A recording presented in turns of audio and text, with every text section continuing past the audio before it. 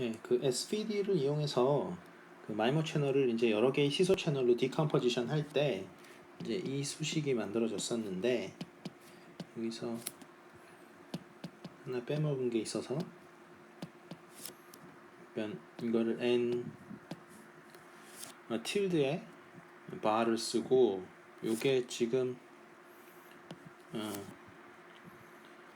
u 허미션의 n 이었죠? 예, 이렇게 되는데 요곳에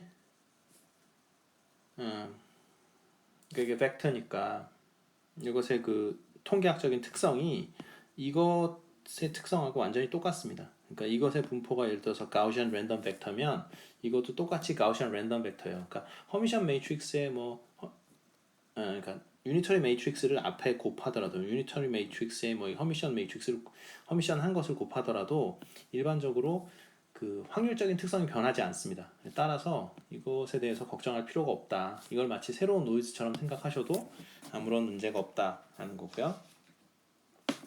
그다음에 지난 시간에는 그 마이모 빔포밍 했었는데요. 그러니까 마이모 빔포밍을 하게 되면 그래서 y가 u 허미션 h의 x 곱하기 u 허미션 n 이런 식으로 되는데요. 다시 한번 말씀드립니다만 이 마이모 빔포밍 테크닉은 사실은 이 빔포밍이라는 게 말이 사실 좀 이상한 거죠. 그러니까 어떤 빔이라는 것은 이 빔포밍이라는 게 그러니까 어떤 거냐면 베이스 스테이션이 이렇게 있는데 여러 개의 안테나를 가지고 있는 베이스 스테이션이 이렇게 있어가지고 이것이 그 웨이트를 적당히 조정을 해서 여기다가 보낼 때 W1을 곱하고 여기다가 W2를 곱하고 W3를 곱해서 여기 모바일 스테이션 1이 있고 모바일 스테이션 2가 있을 때 모바일 스테이션 1이 있고 모바일 스테이션 2가 있을 때 이 W1, W2, W3를 적당히 잘 곱하기만 하면 얘의 신호를 전부 이쪽으로 가게 할 수 있어요. 그러니까 얘한테 뭔가를 보내고 싶을 때 그러면 이 신호가 이쪽으로 날아가지가 않습니다. 거의 빔이 이렇게 형성이 돼요. 빔이 이렇게. 그래서 이쪽으로는 빔이 거의 형성되지가 않아서 이쪽으로는 거의 그 시그널 파워가 가지 않습니다. 이것을 빔포밍이라고 하거든요. 그런데 이제 마이모 빔포밍의 경우에는 이게 지금 그러니까 개념상으로 빔포밍은 맞는데 그러니까 빔포밍은 원래 이제 그 시그널이 이제 어디서 돌아오느냐 어디서 들어오느냐 이 얘기인데 여기서는 지금 그 무선 통신에서는 지금 페이딩 채널을 가정하고 있기 때문에 이게 멀티패스잖아요. 기본적으로 이렇게 해서 여기 사용자가 있으면 여기서 들어오고 이렇게 바닥 튀겨서 들어오고 이렇게 들어오잖아요. 그러면 얘 사람이 느끼기에 빔이 도대체 그 디렉션이 여기냐 이 방향이냐 여기냐 이렇게 되는 거죠. 예, 그러니까 여기 이 사람 입장에서 봤을 때는 멀티패스가 있으니까 이 디렉션이 도대체 어딘지 알 수가 없게 되는 거죠. 예, 근데 그래서 전통적인 레이더에서 쓰는 빔포밍하고는 약간 다르다. 컨셉 자체가 그런 면에서 이렇게 쿼트를 하는 경우가 많습니다. 근데 어찌됐건 개념상으로는 이런 빔포밍을 얘기하고 있는 거죠. 그러니까 여기에 지금 여러 개의 안테나가 있고 여기에 여러 개의 안테나가 또 있는 유저가 있는 거고 여기 여러 개의 안테나가 또 있는 유저가 있는데 그러면 요 채널은 지금 매트릭스로 따지면 H1 매트릭스잖아요. 그리고 요 채널은 지금 H2 매트릭스인데 이 H1 매트릭스를 잘 U의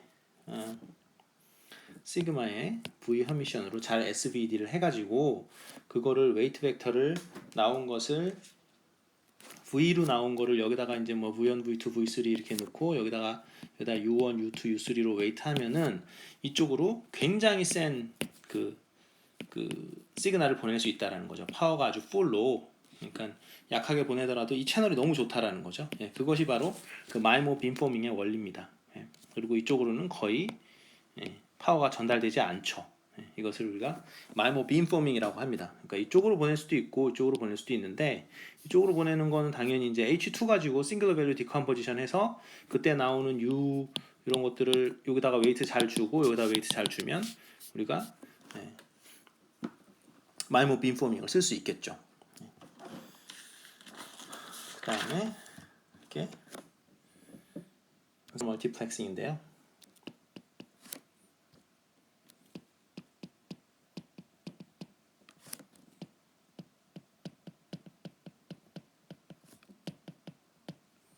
그래서 이걸 스페셜 멀티플렉싱 사실은 이거를 하긴 했었던 거죠. 좀 전에 그 SVD 얘기가 사실은 스페셜 멀티플렉싱을 한 겁니다. 그러니까 스페셜 멀티플렉싱의 의미가 뭐냐면 내가 안테나가 여러 개를 가지고 있어요.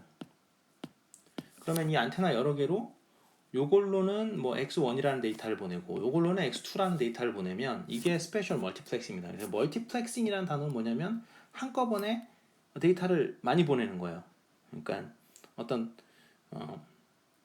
지금 채널이 충분한 여유가 있어서 내가 음성 신호도 보낼 수 있고 뭐 영상 신호도 보낼 수 있다. 이럴 때 우리가 멀티플렉싱이라는 단어를 쓰죠. 그래서 여기서 스페셜이라는 건 뭐냐면 우리가 트랜스밋 안테나가 여러 개다라는 뜻이에요. 그러니까 이거는 트랜스밋 안테나 즉 MT가 이게 1보다 크다 이런 얘기를 하는 거죠. 그래서 스페이스가 이렇게 두 개로 나눠져 있는 거잖아요.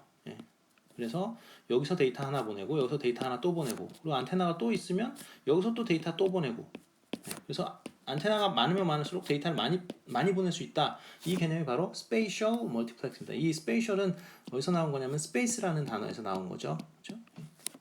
그래서 스페이스 다이버시티와 안테나 다이버시티는 항상 같은 뜻입니다.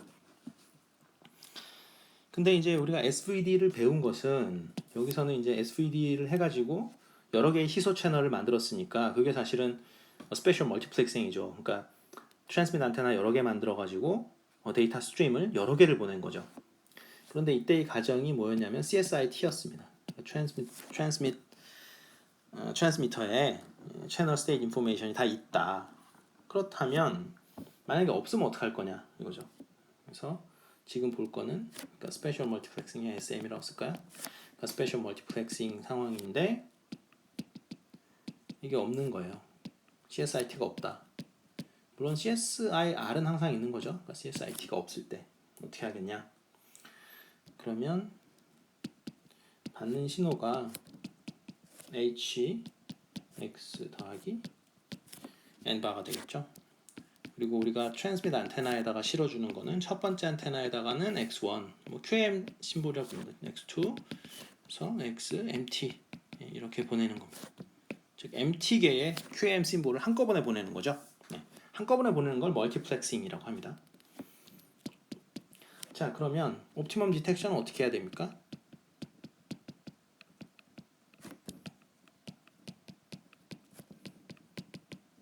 우리가 MT개에 굉장히 많은 QAM 심볼을 한꺼번에 받아요. 그러니까 그거를 찾아내야 되겠죠. 찾아내려면 가장 좋은 방법은 역시 미니멈 유클리디언 디스턴스 디텍션이겠죠. 이 N이 가우시안 노이즈라고 치고 그다음에 채널 게인에 대해서 리시버가 다 알고 있다고 치면 우리가 할 수 있는 것은 아규먼트에 미니마이즈에 x바 이 보낸 게 x바니까 이거 보기 안 좋군요. 그냥 프라임이라고 합시다. 그러면 우리가 받은 게 y바죠. y바 마이너스 h x 이건 프라임이라고 적을까요? 이렇게 해서 스퀘어 이렇게 적어주면 됩니다. 자, 그래서 이게 그러니까 노이즈 에너지죠. 그러니까 노이즈 에너지가 가장 작은 쪽으로 디텍션 해라. 그러니까 미니멈 유클리디언 디스턴스 디텍션 이거 기억하시면 되겠습니다. 물론 뭐 제곱은 이건 없애도 그만이고요. 없애나 마나 똑같습니다.